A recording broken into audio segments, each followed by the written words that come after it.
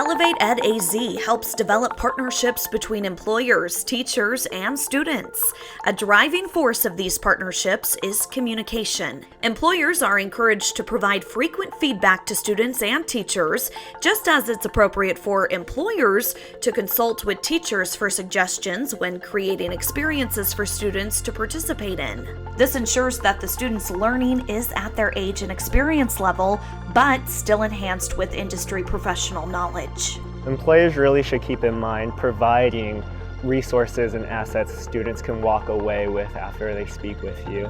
For example, at Zovia, we were able to provide a predictive index assessment to our students that participated in past webinars, really figuring out what roles and career choices they want to make moving forward. Employers will find educators to be their greatest resource in determining the characteristics and needs of the students for their specific target schools. Complete transparency from you as an employer is most beneficial to the student. Anything you can do to make the hidden or background knowledge you've gained available to the student is so helpful. The difference is that business professionals, sometimes they think that they know what they don't know. And sometimes it's a little difficult to get them to understand that there's something bigger and better out there, and that they have the opportunity to be mentors. I find it easier to get through the students because they don't know what they don't know, and they're eager to learn and to find out what's out there for the future for them. So industry professionals often have a framework in how they achieve their goals and projects. With students, you really have to reduce that down and work with the students to create a framework where they can piece everything together to figure out how to achieve their goals and projects. Well, keep in mind that not every student learns the same way. There are hands-on learners, there are visual learners. Keep an open mind that you might have to be a little bit more creative when it comes to engaging with those students. Going through different rotations in different departments helps the student learn how to communicate with co-workers, with supervisors. Sometimes, because they've never worked before, they don't know how to take, I don't want to say criticism, but feedback.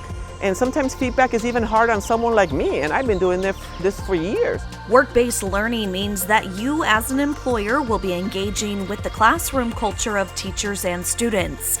You may find this to be different from your own industry culture, but there are steps that you can take to make engaging more seamless, especially if you go into their classroom, such as flexing your schedule to work with all of a teacher's sections of the same subject area, splitting classes between two employees of the same business, being willing to speak back-to-back or take a break and answer emails while the teacher teaches a different course, and understand emails and phone calls often cannot be returned as quickly as you're used to from clients or other employers.